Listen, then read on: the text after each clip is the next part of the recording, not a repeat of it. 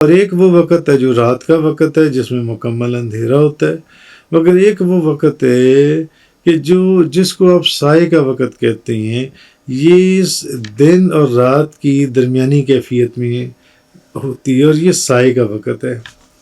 اچھا، اب یہ فرمایا کہ اگر اللہ تعالیٰ چاہتا تو سائے کو دائمی کر دیتا، یعنی اگر اللہ چاہتا تو ہمیشہ ہمیشہ کے لیے سایہ ہی ہوتا، اور سورج کبھی طلوع ہی نہ ہوتا، اور دن کی روشنی حاصل ہی نہ ہوتی، اور لوگ تلاش روزگار کے لیے کوئی کام نہ کر سکتے۔ اچھا، اب اس کیفیت میں پھر اللہ آہستہ آہستہ سائے کو بتدریج اپنی طرف کھینچ لیتا ہے، یعنی سورج کے طلوع ہونے سے پہلے تمام روئے زمین پر سایہ پھیلا ہوا ہوتا ہے، پھر جب سورج طلوع ہو جاتا ہے تو سایہ آہستہ آہستہ کم ہونے لگتا ہے، اور جب سورج بالکل سروں پر پہنچ جاتا ہے اور مکمل دھوپ پھیل جاتی ہے تو سایہ نہ ہونے کے برابر ہو جاتا ہے۔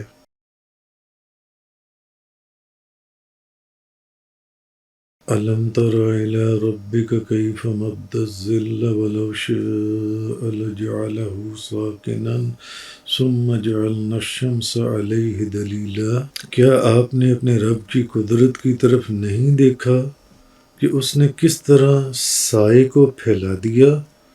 وہ اگر چاہتا تو اس کو ٹھہرا ہوا کر دیتا، پھر ہم نے سورج کو اس کے اوپر علامت بنا دیا۔ ثم قبضناه إلينا قبضا يسيرا، پھر ہم نے اس کو آہستہ آہستہ اپنی طرف کھینچ لیا۔ سمجھنے کی چیز یہ ہے کہ ظل جو ہے، ظل یہ سورج کی روشنی اور دھوپ کی ضد ہے جو ان سے، اور ہر وہ جگہ جہاں دھوپ نہ پہنچے اس کو ظل یعنی سایہ کہا جاتا ہے، اس کو سایہ کہا جائے گا جہاں دھوپ نہ پہنچے جو ان سے۔ تو اب امام ابو محمد حسین بن مسعود بغوی وہ لکھتے ہیں کہ اس سے مراد جو ہے وہ طلوع فجر سے لے کر طلوع شمس تک کا وقت ہے۔ اس وقت ایسا سایہ ہوتا ہے جس کو اللہ تعالیٰ نے پھیلایا ہوا ہوتا ہے، کیونکہ طلوع فجر سے طلوع شمس تک اس وقت کوئی دھوپ نہیں ہوتی۔ یہ ایک وہ وقت ہے جب، یعنی ایک تو وہ وقت ہے جب مکمل تاریکی ہوتی ہے، یہ تو رات کا وقت ہے، اور ایک وہ وقت ہے جب مکمل روشنی اور دھوپ ہوتی ہے، اور یہ دن کا وقت ہے، اور ایک سائے کا وقت ہے جس میں سورج کی دھوپ اور رات کے اندھیرے کی درمیانی کیفیت ہوتی ہے، یعنی سورج کی دھوپ بھی اور رات کا اندھیرا بھی، ان کے درمیان میں جو ایک کیفیت ہے وہ والی کیفیت ہوتی ہے، اور یہ سائے کا وقت ہے۔ ایک تو وہ ہے جس میں پوری روشنی ہوتی ہے، دن ہوتا ہے، دن کا اجالا ہوتا ہے، روشنی ہوتی ہے، اور ایک وہ وقت ہے جو رات کا وقت ہے جس میں مکمل اندھیرا ہوتا ہے، مگر ایک وہ وقت ہے کہ جس کو آپ سائے کا وقت کہتے ہیں، یہ اس دن اور رات کی درمیانی کیفیت میں ہوتی ہے، اور یہ سائے کا وقت ہے۔ اچھا، اب یہ فرمایا کہ اگر اللہ تعالیٰ چاہتا تو سائے کو دائمی کر دیتا، یعنی اگر اللہ چاہتا تو ہمیشہ ہمیشہ کے لیے سایہ ہی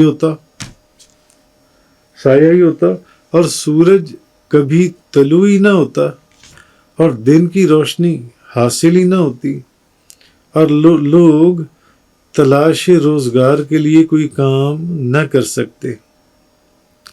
یعنی اب یہ بھی اگر اللہ چاہتا تو سائے کو ہمیشہ کے لیے دائمی کر دیتا، سورج طلوع ہی نہ ہوتا، سورج کی روشنی نہ ہوتی، سورج سے روشنی حاصل ہی نہ کی جا سکتی، لوگ کام کاج کے لیے دن کے وقت باہر ہی نہ نکل سکتے اپنے روزگار کے لیے۔ اچھا، اب اس کیفیت میں پھر اللہ آہستہ آہستہ سائے کو بتدریج اپنی طرف کھینچ لیتا ہے، یعنی سورج کے طلوع ہونے سے پہلے تمام روئے زمین پر سایہ پھیلا ہوا ہوتا ہے. پھر جب سورج طلوع ہو جاتا ہے تو سایہ آہستہ آہستہ کم ہونے لگتا ہے، اور جب سورج بالکل سروں پر پہنچ جاتا ہے اور مکمل دھوپ پھیل جاتی ہے تو سایہ نہ ہونے کے برابر ہو جاتا ہے. جب سورج پورا جون سے وہ سروں پر آ جاتا ہے پھر سایہ تقریباً ختم ہو جاتا ہے. اچھا، پھر جب سورج مغرب کی طرف جھکنے لگتا ہے تو پھر سایہ نمودار ہونا شروع ہوتا ہے، پھر سائے نمودار ہونے شروع ہو جاتے ہیں. اور سائے کی جو نمود ہے اور اس کے گھٹنے اور بڑھنے اور ختم ہونے پر اللہ تعالیٰ نے سورج کو علامت اور دلیل بنایا ہے. سورج کو جون سے یعنی یہ جو فرمایا گیا ہے کہ الم تر الی ربک کیف مد الظل ولو شاء لجعلہ ساکنا ثم جعلنا الشمس علیہ دلیلا ثم قبضناہ الینا قبضا یسیرا. اے حبیب، اے محبوب، کیا تم نے اپنے رب کو نہیں دیکھا کہ اس نے سائے کو کیسے دراز کیا؟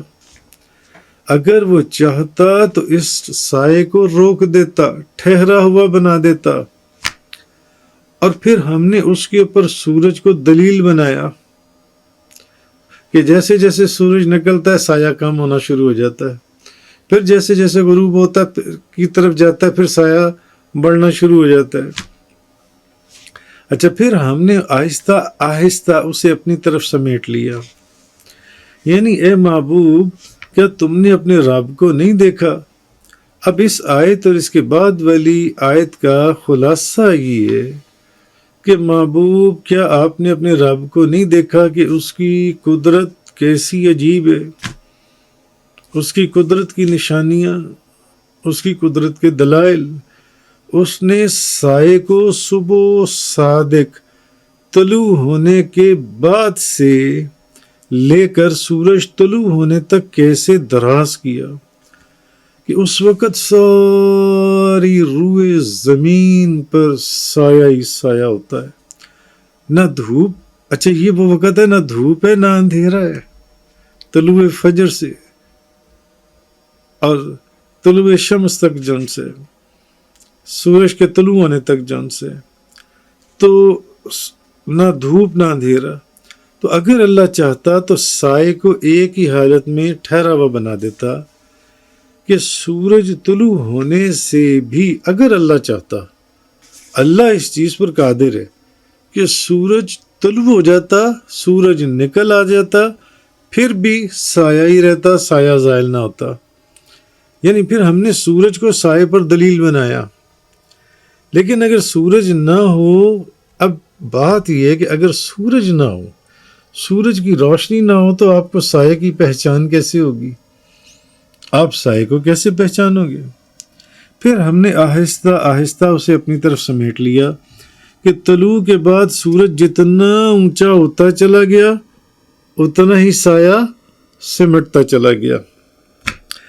اچھا، یہاں سے ایک بات معلوم ہوئی کہ جو چیزیں ہیں ان کی جو طبعی تاثیریں ہیں، ان تاثیروں میں بھی اللہ کی مشیت، وہ تاثیریں بھی اللہ کی مشیت کے تابع ہیں. جیسے کہ آگ کا جلانا، پانی کا پیاس بجھانا. اللہ اگر چاہتا تو آگ پیاس بجھاتی اور پانی جلانے کا کام شروع کر دیتا. ہر چیز اللہ کی قدرت کے اندر ہے، اللہ کی مشیت کے تحت چل رہی، جو اس کی مرضی ہے. اس لیے اس کی مرضی، اس کی مشیت، آگ نے جلانا ہے تو آگ نے جلانا ہے، پانی نے پیاس بجھانا ہے. تو ثقیل بدن کا سایہ بننا، سورج کا سایہ اٹھا دینا، سب اللہ کی مشیت سے ہے. اگر اللہ چاہے تو یہ تاثیریں ختم ہو جائیں، یہ تاثیریں جون سی ہیں. تو اصل میں جون سے ان آیات میں قدرت کاملہ کے ان کرشموں کو بیان فرمایا جا رہا ہے جو انسان کے لیے سراپائے لطف و رحمت ہیں. اگر اس کی قدرت اور فیاضی اور دریا دلی سے ان کو آشکارا نہ تو انسان کی جو آفاقی فتوحات کا تو ذکر ہی کیا اس کا وجود تک بھی فنا ہو جاتا۔ سمجھنے کی چیز یہ، اگر آفتاب کہ طلوع اور غروب کا موجودہ نظام نہ ہوتا، سپوز کہ ہمیشہ رات ہی رہتی، تو انسانی زندگی تو کجا، حیوانی اور نباتاتی زندگی کے امکانات بھی ختم ہو جاتے۔ اگر سورج کبھی غروب ہی نہ ہوتا تو اس کی کرنوں کی تمازت اور قوت رویدگی کو جلا کر رکھ دیتی۔ اگر سورج غروب ہی نہ ہوتا، رات آتی نہ، 24 گھنٹے سورج ہی رہتا، بے شمار فصلیں اور درخت اور پودے اور پھلوں کے وہ جل کر خاک ہو جاتے جون سی۔ اس کی قدرت کا نظام عجیب و غریب ہے۔ اس کے سائے میں بھی، اس نے جس سائے کو پیدا کیا، اس نے جس روشنی کو پیدا کیا، اس نے جس اندھیرے کو پیدا کیا، اس کے اندر ہزاروں حکمتیں پوشیدہ ہیں، جو پیچھے سینکڑوں دروس کے اندر قرآن کریم کے درس قرآن کے اندر آپ لوگ سنائیں جون سی۔ اب اصل میں سمجھایا یہ جا رہا ہے۔ اب ایک اس کا اور نقطہ بھی ہے کہ غور کرو، جس طرح یہ سایہ فانی ہے، جیسے جیسے سورج نکلتا ہے سایہ غائب ہونا شروع ہو جاتا ہے، پھر جیسے جیسے سورج نیچے غروب کی طرف جاتا ہے تو سایہ پھر بڑھنا شروع ہو جاتا ہے جون سے۔ تو جس طرح سایہ فانی ہے، اسی طرح تمہاری زندگی بھی فانی ہے، اس نے بھی ہمیشہ نہیں رہنا۔ تمہاری زندگی جو ہے اور یہ تمہارا یہ جو جاہ و جلال ہے، یہ بھی فانی ہے۔ مانا کہ کفر اور شرک کا سایہ بہت پھیلا ہوا ہے اور باطل کی تاریکیوں نے ہر جگہ اپنے جھنڈے گاڑ دیے، لیکن سمجھنے کی چیز یہ کہ اب آفتاب ہدایت طلوع ہو چکا ہے۔ تھوڑی دیر انتظار کرو، پھر تم دیکھو گے کہ نور ہدایت کیسے پھیلتا ہے، اور آفتاب ہدایت مکہ مکرمہ میں پیدا ہو چکا ہے، اور تم دیکھو گے، انتظار کرو، تم دیکھو گے کہ پوری دنیا میں اس کا نور، ہدایت کا نور کیسے پھیلتا ہے جن سے۔ اور بعض اہل معرفت نے یہ بھی اس کا مفہوم بیان کیا ہے کہ سائے سے مراد فطرت کا زمانہ ہے۔ حضرت عیسیٰ علیہ السلام اور حضور صلی اللہ علیہ وسلم کی بعثت کا درمیانی زمانہ، ہر طرف اندھیرا ہی اندھیرا ہو چکا تھا، یہاں تک کہ آفتاب محمدی ابھرا۔ حضرت عیسیٰ علیہ السلام اور نبی پاک صلی اللہ علیہ وسلم کے درمیان کا جو دور ہے، اندھیرا ہی اندھیرا تھا، یہاں تک کہ نبی کریم صلی اللہ علیہ وسلم آفتاب محمدی وہ جگمگا اٹھا اور ظلمت قضائے عالم کو بقائے نور بنا دیا۔ اگر یہ سورج طلوع نہ ہوتا تو ساری مخلوق غفلت کی تاریکی میں عمریں گزار دیتی اور نور حق کی کوئی تجلی انہیں فیضیاب نہ کرتی۔ تو یہ آفتاب محمدی کی فیاضیاں ہیں جن کے باعث دل کی آنکھوں کو نور توحید دیکھنا نصیب ہوا۔ آگے فرمایا آیت نمبر 47 میں، وَهُوَ الَّذِي جَعَلَ لَكُمُ اللَّيْلَ لِبَاسًا وَالنَّوْمَ سُبَاتًا وَجَعَلَ النَّهَارَ نُشُورًا، اور وہی ہے جس نے رات کو تمہارے لیے ساتر اور حجاب بنایا اور نیند کو راحت بنایا اور دن اٹھنے اور کام کرنے کے لیے بنایا۔ اچھا، رات کو لباس فرمایا کہ رات جو ہے یہ لباس ہے، کیونکہ جس طرح لباس بدن کو چھپاتا ہے، اسی طرح رات کے جو اندھیرے ہیں، رات کے اندھیرے چیزوں کو چھپا لیتے ہیں۔ آپ کا لباس آپ کے بدن کو چھپا لیتا ہے، اسی طرح رات کا اندھیرا مختلف چیزوں کو چھپا لیتا ہے، اندھیرے میں آپ کو کچھ نظر نہیں آتا۔ اور نیند کو سبات فرمایا، سبات کے معنی راحت ہے۔ اب رات کو لوگ کام کاج چھوڑ دیتے ہیں اور محنت مزدوری کرنے کو بھی چھوڑ دیتے ہیں، اور رات کو صرف آرام کرتے ہیں۔ کیوں رات کو آرام کرتے ہیں؟ تاکہ انہیں آرام حاصل ہو، ان کو آرام اور راحت ملتی ہے۔ اچھا، اب نیند سے پہلے اب انسان جب پھر آرام کرنے کے لیے لیٹتا ہے، اس کی اعصاب ڈھیلے پڑ جاتی ہیں، سب سے پہلے اس کے کان کام کرنا چھوڑ دیتے ہیں، پھر اس کو نیند آ جاتی ہے۔ پھر اس کے تھکے ہوئے جو اعصاب ہیں سارا دن کام کاج کر کے اب ان کو آرام ملتا ہے۔ پھر جب وہ سو کر اٹھتا ہے تو وہ بالکل تر و تازہ ہوتا ہے۔ اب وہ رات ختم ہو چکی ہوتی ہے، دن کا اجالا نکل چکا ہوتا ہے، اب اس کو پھر دن کے اندر ایک کام کاج کے لیے نکلنا ہے۔ تو اللہ تعالیٰ نے دن کی روشنی کام کاج کرنے کے لیے بنائی اور رات کا اندھیرا سونے اور آرام کرنے کے لیے بنایا۔ اگر 24 گھنٹے دن ہوتا تو انسان آرام نہ کر سکتا، اور اگر مسلسل 24 گھنٹے رات ہی ہوتی تو انسانوں کو اپنی روزی حاصل کرنے کے لیے کوئی ذریعہ نہ ملتا۔ لوگ بیچارے کام کہاں پہ کرتے، نوکریاں کہاں کرتے، کھیتی باڑی کیسے کرتے، باغات میں کیسے کام کرتے۔ معلوم ہوا کہ رات کے بنانے میں بھی ہزاروں حکمتیں پوشیدہ ہیں، دن کے اجالے میں بھی ہزاروں حکمتیں پوشیدہ ہیں، اور ان دونوں کے درمیان اس سائے کے اندر بھی ہزاروں حکمتیں پوشیدہ ہیں۔ لہذا سبحان پاک ہے وہ ذات جس نے دن بھی بنایا اور رات بھی بنائی۔ اب یہاں پر یہ اشارہ بھی ہے کہ روئے زمین پر اس وقت جو کفر اور شرک کا سایہ پھیلا ہوا ہے، اصل جو بات وہی جو میں نے پہلے کہی تھی، وہ دائمی اور مستقل چیز نہیں ہے۔ تاجدار دو جہاں، شاہ سوار لا مکان، مالک زمین و آسمان، روح کن فکان۔ نبی کریم صلی اللہ علیہ وسلم کی صورت میں آفتاب ہدایت طلوع ہو چکا ہے۔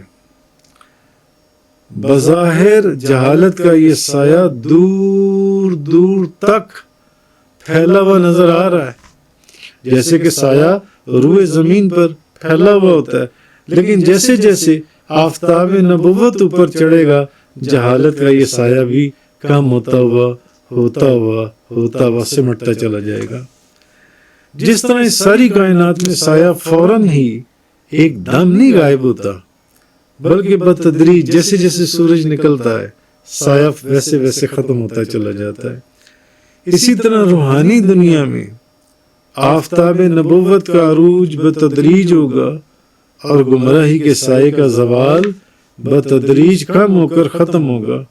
اسی طرح رات اور دن کے ذکر فرمانے میں بھی یہ اشارہ ہے کہ جہالت اور گمراہی کے اندھیروں کی رات اب ختم ہو چکی ہے، اور علم اور ہدایت کا سورج اب طلوع ہو چکا ہے۔ نبی کریم صلی اللہ علیہ وسلم، اور ان قریب کفر کا یہ جو زور ہے یہ ختم ہو جائے گا اور ایمان والوں کا غلبہ ہو جائے گا۔ وآخر الدعوانا ان الحمد للہ رب العالمین۔ تفسیر قرآن کا یہ لیکچر انگلش میں سننے کے لیے براہ کرم ڈسکرپشن میں موجود لنک پر کلک کریں۔